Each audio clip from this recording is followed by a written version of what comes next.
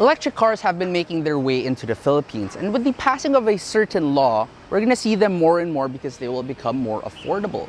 In fact, we've been seeing a lot of gray market Tesla Model S's and Tesla Model X's lately. But if those cars are a little bit too mainstream for you, there's also another locally available option. This one right here is the 2022 BYD Han Lux, a one-of-one car here in the Philippines so far. Today I'm going to show you around this car, and I'm also going to give it a test drive, so stay tuned. You can actually get this car in a couple of trims, the GLX, the GLS, and also this Lux trim. The Lux trim is the top of the line trim, and this car right here has dual motors. This can go from 0 to 100 kilometers per hour in only 3.9 seconds, while the rest does it in a measly 7.9. And let's talk about the styling first.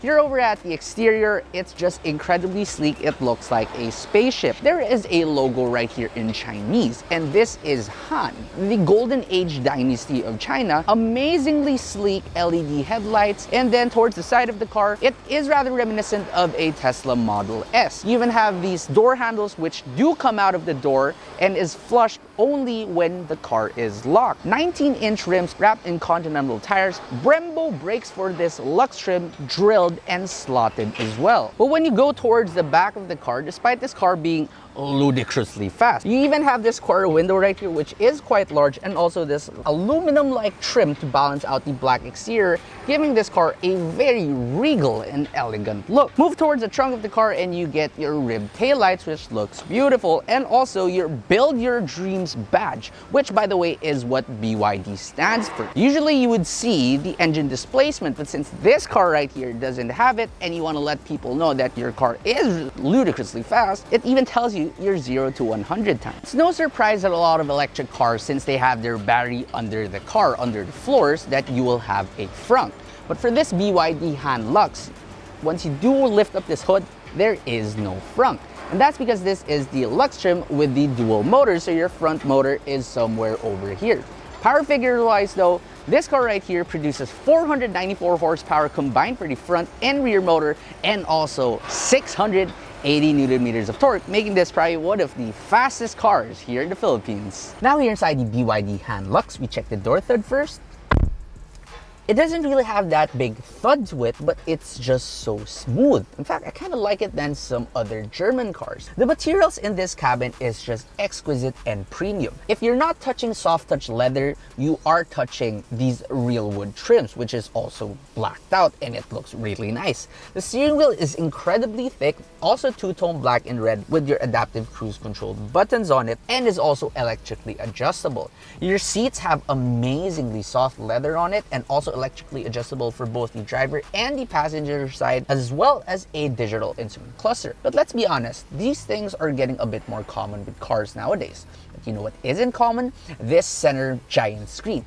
Yes, some cars have screens this big, and the Teslas have had them for a while now, but this car not only can play Chinese TikTok, Douyin, but you can also just press a button right here, and it'll rotate electrically 90 degrees. That way you can watch both landscape and also portrait videos. One thing that you should do only when you are stationary. Another feature of this car would be this panel right here above your glove box. So the color is adjustable, and it has this amazing pattern on it, and it adjusts together with your ambient lighting color, which is just beautiful. For your speakers, you have D-Rack speakers surrounding this car, which also sounds excellent. For these wood trims right here, the only thing I'm not a big fan of would be the placement of these air vents, but it is made up for by these side air vents with a beautiful, beautiful pattern on it. Your shifter is also rather basic. It's a typical electronic shifter, but here your stop start button, yeah, it's also dead center, and you can't even tell if this car is running because it is electric. We've been running this car for a while now, and it feels as if it's not even running. And now here at the back, we also check the door thud. Okay, now that gives off a proper thud. Now the back seats of this car, remember how I said that this car is proper elegant and still rather executive feeling? The rear seats really do show that. So legroom is just abundant. Then although headroom may seem it's a little bit limited, there's actually cutouts for your head, which do give you proper amounts of headroom even if you're probably 5'10 or 5'11. A bit taller than that and you might struggle just a little bit. But the main party trick here at the back is that this center armrest right here, and actually fold down, which reveals a screen.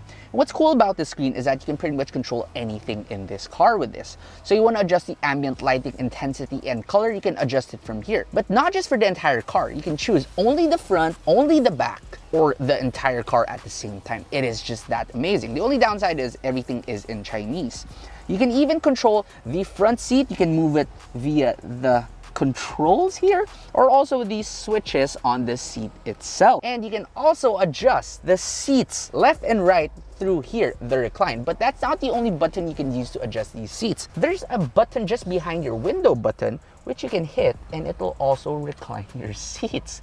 That is just something I haven't seen in any other car. The only thing that I would wish for here is rear blinds, but with the tint this dark, you don't really need it. You get your own air vents, climate control, and also, since it is an electric car with no transmission tunnel, you can easily sit here in the middle, and it's also pretty damn wide. So seating 3 people in this car, 3 executives even, is very much possible. Oh, and of course, one thing we can never forget is that this car also does come with a panoramic sunroof. Again, it can be controlled through this center screen by the center armrest. So now we drive the BYD Han Lux, and of course, first thing you do, put it into sport mode. You put the larger electricity thing, and then you just floor it, and there's instant power from the get-go, and you get to 100 real quick, just like that. But don't worry, the brakes are also very powerful, so you wouldn't really struggle to making this car stop.